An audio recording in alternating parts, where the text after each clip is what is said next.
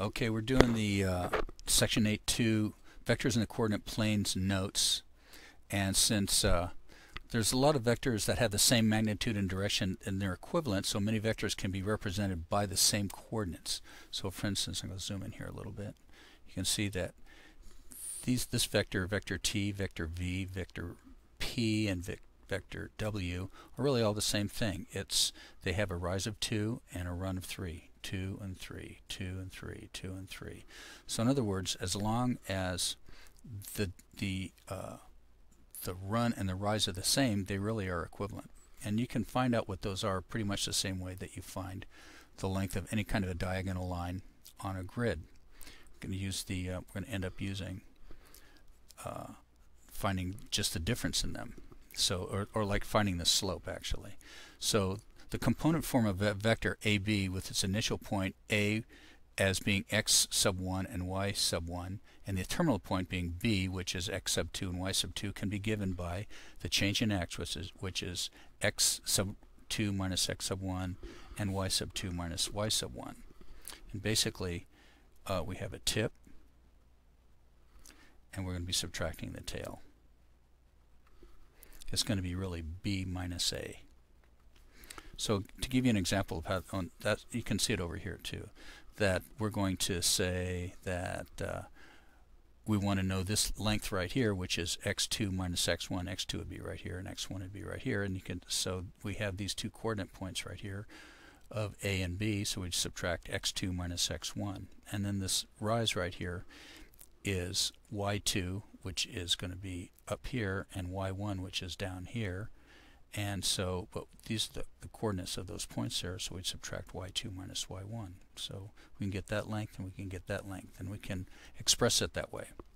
So for instance, down here we're supposed to find the component form of AB with the initial point of A, which is 1 minus 3, and the terminal point B, which is 1 and 3. And so you're going to take the tip minus the tail. So I'm going to take 1, 3, and I stack them here, so I've got 1, and then A is going to be 1, negative 3, and subtract them. So it's going to be 3 plus 3, which is going to give me 6, and then 1 minus 1 is 0. So you could say the component form is going to be 0, 6, and the notation is, if you have that way that you show that in component form that it's a vector, is you use these greater than and less than type signs, the sideways V's. So on this guided practice here, we want to find the component form of another AB vector given the initial point of A is negative 4, negative 3, and terminal point is B and 5 and 3. So again, it's going to be the tip minus the tail, so it's going to be 5 and 3 minus negative 4, negative 3. So 3 minus a minus 3 is going to be 6, and 5 plus 4 is going to be 9. I think I did that. Yeah, that's right. Okay. So our component form for this one is just going to be 9 and 6. You could express it that way. That's the vector that has those two endpoints. Then the magnitude of a vector in the coordinate plane can be found by using the change in x and the change in y in the distance formula, because the magnitude is really just the length of this thing. That's what we want to find out. So use the distance formula to find any length of any diagonal line in a coordinate plane, and so it's going to be the absolute value of the vector, the length, is going to be the square root of the change in x squared plus the change in y squared. It's the Pythagorean theorem. So here's an example. We're going to find the magnitude of AB with the initial point A being 1 and negative 3, and the terminal point being B, 1 and 3. And so we're going to do the change in x, which is going to be 1 minus 1 squared plus negative 3 minus 3, and we'll square that, and we're going to take the square root, and that's going to give us the absolute value of AB, of vector AB. And so under the radical here, I have, this is going to be 0 squared, which is 0, and then this one over here is going to be -3 is 6, -6 squared, which is going to be 36, so it's going to be the square root of 36, and that equals 6. That's the absolute value. And so we can, it says down here underneath, it says from example 1, where we had done that before up here, we had subtracted them, and we came up with this component form where it went from 0, but it went 6 up. And so it checks out. That's going to be 6. So let's try another one here. We've got find the magnitude of AB given the initial point of A being 4 and 2, 4, -2, and the terminal point being B, -3 and -2. So it's going to be change in x. This time I'm going to start with A. It doesn't really matter which one you start with because you're going to square them, so you can't make a sign error. This will always come out positive. So this time I'm going to go 4 minus a -3 squared plus -2 minus 2 minus a -2. So that's going to be plus 2. And I'm going to square that. And so I'm going to do the square root of this, and that's going to give me 4 minus a -3 is 7 squared, which is 49, square root of 49. And then this is going to be -2 plus 2 is 0, so that's going to be 0 squared, so this is going to end up being just the square root of 49, or 7. So the magnitude is going to be just 7.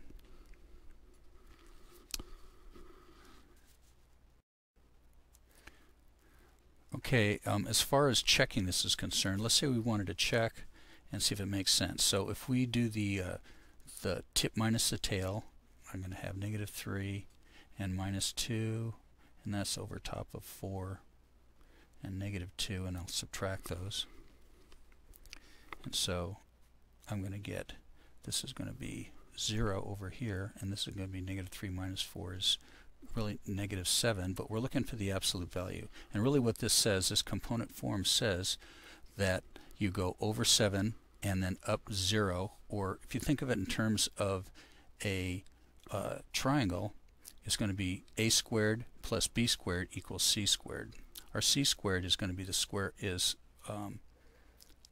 49, and so it would be -7 squared, which is 49 plus 0 equals 49, the Pythagorean theorem. So it checks out. Okay, on the next page we have we're starting off with this key concept of vector operations. So that if A is vector A sub 1, A sub 2, and B is vector B sub 1, B sub 2, and they're vectors and K is a scalar, then you could say the following is true. For vector addition, you can vector A plus B is the same thing as A1 plus B1 and A2 plus B2, and likewise vector A minus vector B is A sub 1 minus B sub 1 and A sub 2 minus B sub 2, and scalar multiplication, a scalar K times A is the same thing as K times A sub 1 and K times A sub 2. So to show you how this works, here's an operation using operation with vectors as an example. So we want to find out 2w plus y if w equals vector 2, -5, and y equals vector 2 and 0, and z equals vector -1 and -4. And we're going for 2w plus y. So it looks like we're not going to use the z. So we're going to, first thing we're going to do is to substitute for 2w. It's going to be 2 times vector 2 minus 5 plus y, which is 2, 0. Then using that scalar multiplication rule, you can multiply 2 times 2, which is, turn this one into 4 and this one into -10 plus vector 2, 0. And then we can add A1 to A1 and A2 and B1 and B2, and we end up with this vector of 6 and -10. So that's what happens when you add those vectors and the scalars of those vectors. So in this example 3, you might want to pause right now and try it, and the answer you should get if you do it. So pause right now and try it, and then see if you get the same answer that I have right here. So pause now. Okay, and then if you got the right answer, you would have gotten 8 and 8. Okay, so then there's another concept here which is called a unit vector, and in a way it's kind of like the unit circle in a way. It's where the magnitude of a vector is 1. So the vector has a magnitude of 1 unit. It's called a unit vector. Make this a little bit farther out. And it's sometimes useful to describe a non-zero vector v as a scalar multiple of the unit vector u with the same direction as v. And so what we're going to be doing, instead of multiplying, we're going to be dividing out that scalar. So to find u, which would be a unit vector, we divide the vector v by its magnitude, which is the absolute value of v. And you'll see how this works. So u, it could either be v divided by the magnitude of the vector, so you're dividing out the magnitude, or you can multiply it by 1 over the magnitude times v. I prefer this one, so I'm going to use this one in the examples here. I can get this a little closer here. Oh, other way. Excuse me. Okay, so find a unit vector u with the same direction as v equals 4, negative 2. And we need to write small here because we're going to kind of fill this up with a lot of stuff. We can say that u is going to equal the vector v divided by its magnitude. And you're going to get more familiar with this all the time. So we can say that u equals v, which is 4, negative 2. That's the vector. And its magnitude, this says that it goes over 4. One of the legs is like a right triangle. One of that goes over 4 and down a negative 2, and we're going to find the hypotenuse for that. And the hypotenuse is the length, which is its magnitude. So the absolute value of this vector is going to be 4 squared plus a negative 2 squared. And we take the square root of that. And when we do that, we get 4 and negative 2, this vector, and that's over the square root of 20. Okay, so we can do a lot of simplifying on this thing. For one thing, we can say the square root of 20 is the square root of 4 times the square root of 5, which is 2 root 5. And so I'm going to put that underneath, and I'm going to break these components into 2 different parts.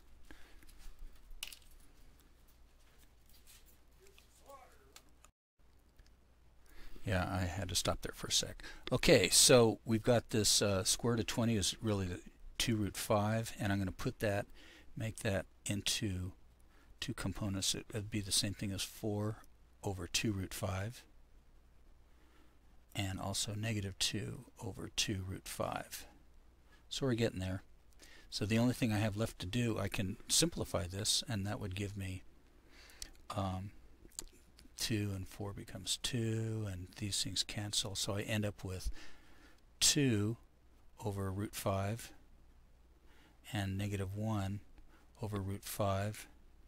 And the last thing I'd do would be rationalize the denominator. So I'd end up with, this would be my final unit. And by the way, this is denoted as u. This vector is called u, this unit vector. And I end up with 2 root 5 over 5 and negative root 5 over 5.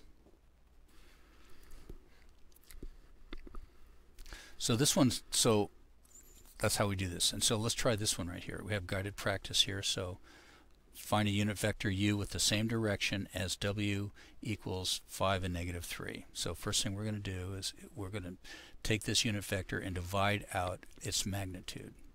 So is 5 and negative 3, and if we divide that by its magnitude, it's going to be, the magnitude is going to be 5 squared plus negative 3 squared, and it's the square root of that. It's the hypotenuse, where one leg is 5 and the other leg is negative 3.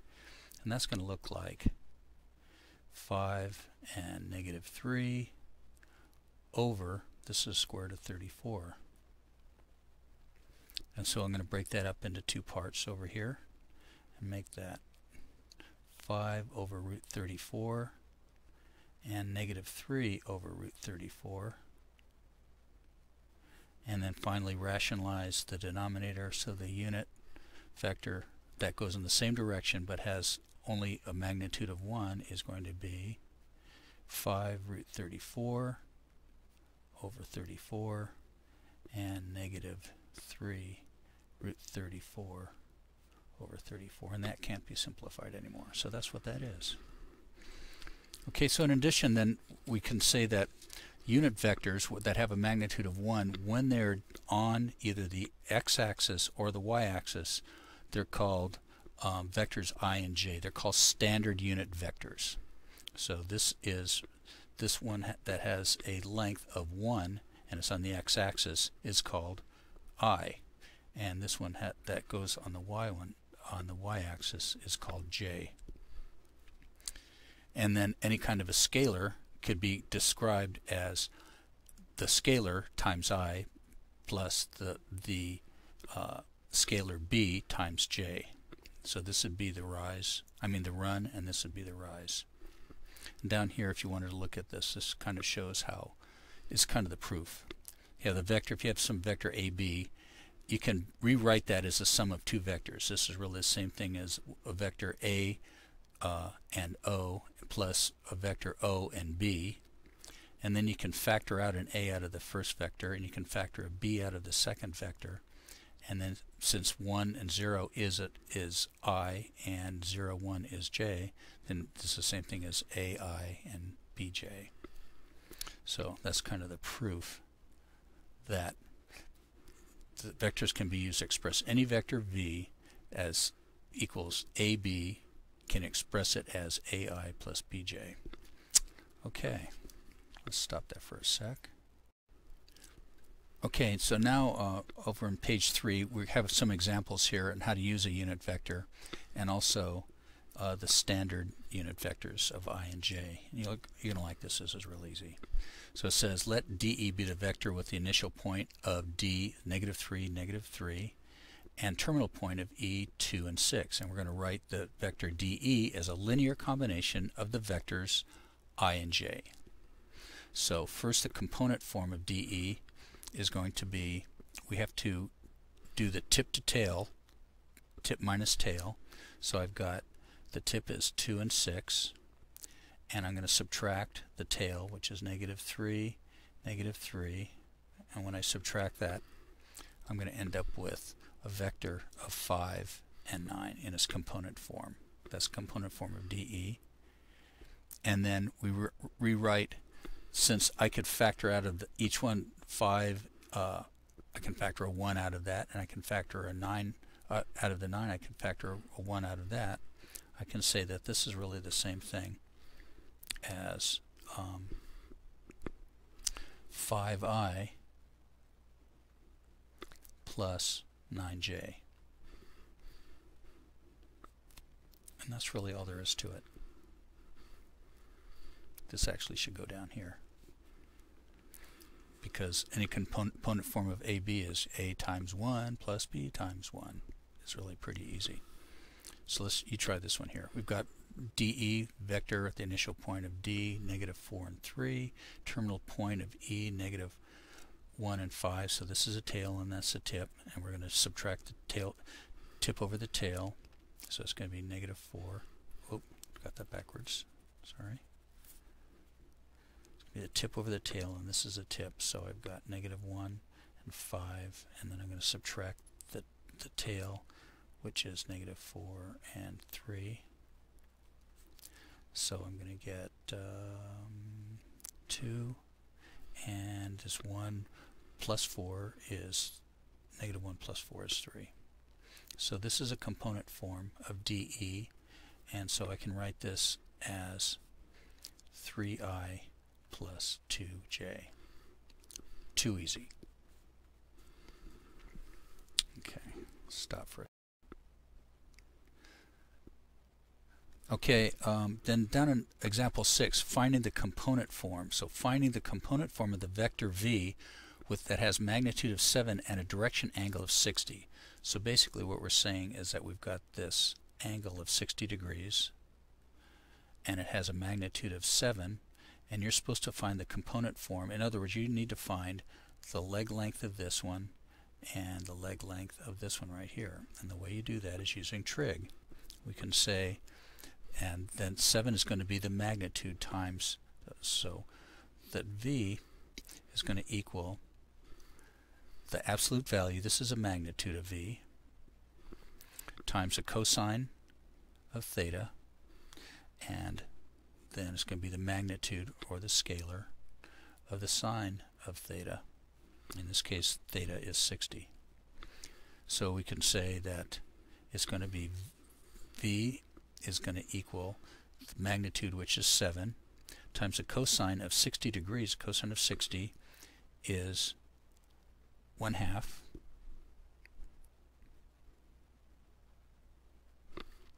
I should have one of these things around there. And then the other component is going to be 7 times the sine of 60, which is, is root 3 over 2.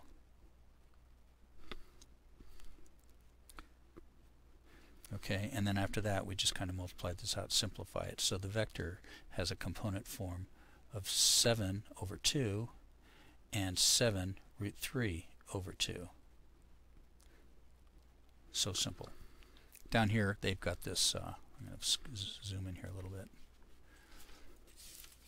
They've got kind of a picture of what we just did, where you have V is equal to 7, and so this distance right here going across here is 7/2, and this distance right here is 7 root 3 over 2. And when you square both of those and take the square root, using the distance formula, you find the length of that, and it's 7, so it checks. Okay, and this guided practice one over here, let me zoom back out again. Okay, we want to find the component form of the vector, has magnitude 12 and a direction angle of 300. Okay, and so hopefully you know that this is quadrant 4. So we always have to take that into consideration here. So we can say that the vector V is going to be the absolute value, or the magnitude of V, times the cosine of theta again, and the magnitude of vector V times the sine of theta. And then we're just going to fill in what we know. So we can say that V equals magnitude is 12, and cosine of 300 in quadrant 4 is going to be positive, and the reference angle for 300 is 60. So the cosine of 300 is going to be, I'll just write here, cosine of 300, and then it's going to be 12 sine of 300.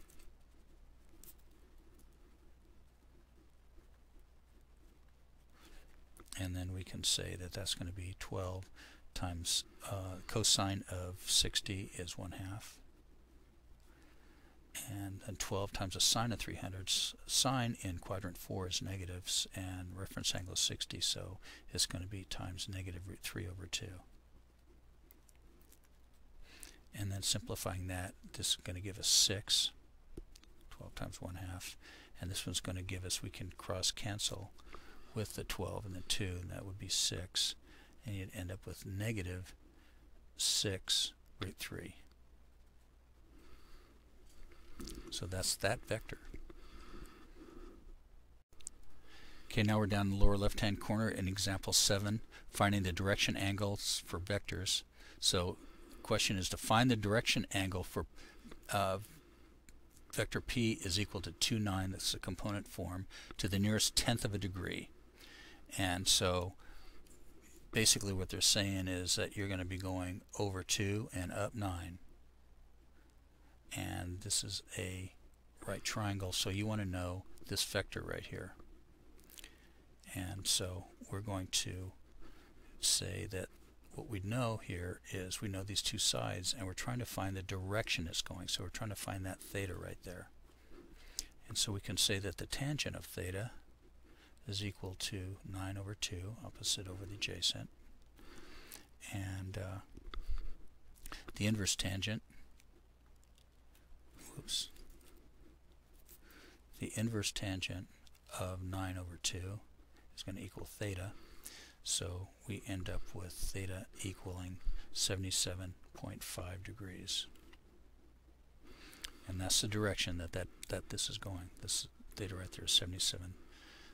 And so this one, we'll try the next one over here really quickly here. Finding the direction where r is negative 7i and plus 2j. Well, I is the same thing as 1. The vector has a length of 1, and this one has a length of j's length of 1. So basically it's saying that it's going left 7 and up 2. So you're finding this angle right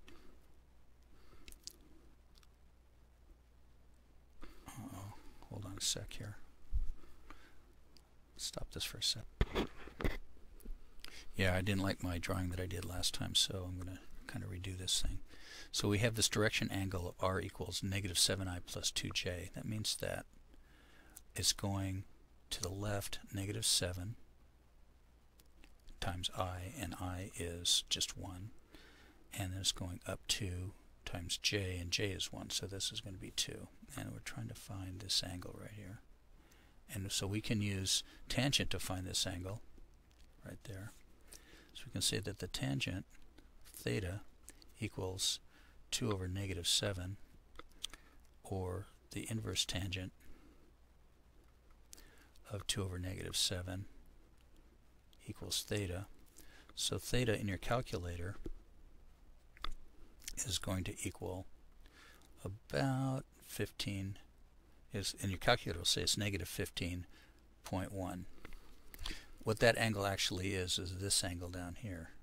It's the vertical angle to this one. So this one is negative 15.1. I'm sorry, I mean 15.9. Yeah. And so what we really want is this angle. So if you think of this as being north, and this one here is 15.9, it's like a reference angle. This angle right here could give us our direction. So if you subtract 15.9 from 90, you're going to get 74.1 degrees, and it's west of north, so you could say north 74.1 west degrees, west of north.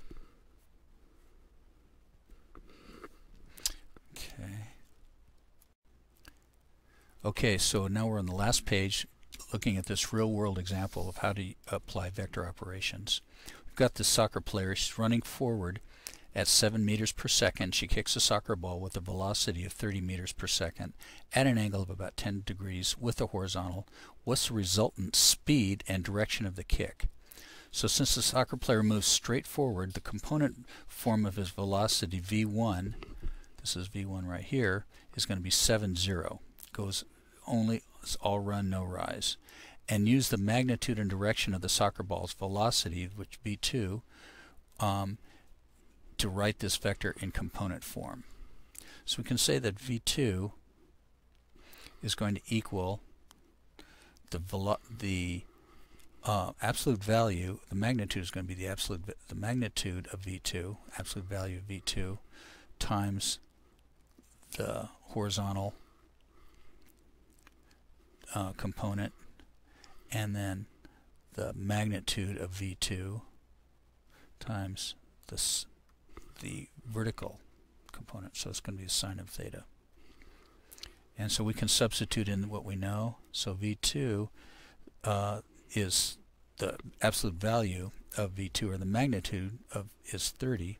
So it's going to equal 30 times the cosine of the angle 10, and then 30 times the sine of 10. And so when you do that, you're going to get a horizontal component of 29.5, and you're going to get a vertical component of 5.2, about. So what we're going to do is we're going to add these algebraic vectors representing v1 and v2 to find the resultant velocity r. It's the tip to tail thing that we've been doing before. So this one right here, this v1 plus this one right here, will give us our resultant. So we can say that the resultant is equal to V1 plus V2. And that's the same thing as V1 is the component form. It's all run and no rise. And then the for V2 we have the components, we just figured that out, is going to be 29.5 and 5.2. So when we add those, we're going to get 7 plus 29.5 is going to be 36.5, and 0 plus 5.2 is going to be 5.2. So that gives us the magnitude of the resultant. This gives us the vector, and then the magnitude of that resultant is going to be the absolute value of that. And so the absolute value is going to be the actual length of it, and it'll be the horizontal component squared plus the vertical component squared, and take the square root, or you get about 36.9. So next we're supposed to find the resultant direction of theta. So we know that that's the magnitude, but we can say that this angle theta right here is, oh, by the way, so this is our resultant. It goes from, this is the tip and this is the tail, and so it goes out this far and then it goes up that much. It's another way of describing it. And so this right here is 36.5 and this is 5.2. And what we want to know is find the direction of this angle right in here. And we can use tangent to do that. We can say that the tangent of theta is equal to 5.2, or the opposite over the adjacent, 36.5. And the inverse tangent of 5.2 over 36.5, make this a little bit bigger here, is equal to theta. And so you do that in your calculator and you find out that theta is about 8.1 degrees. And so therefore the resultant velocity of the kick is about 36.9 meters per second at an angle of about 8.1 degrees with the horizontal. So, oh, did I get that wrong? That's 36.9 or 36.5? Oh, no. This is the, 36.9 is the magnitude. So that's the velocity. That's 36.9. And the angle here is about 8.1. So yeah, that's the 8.2 notes. Bye.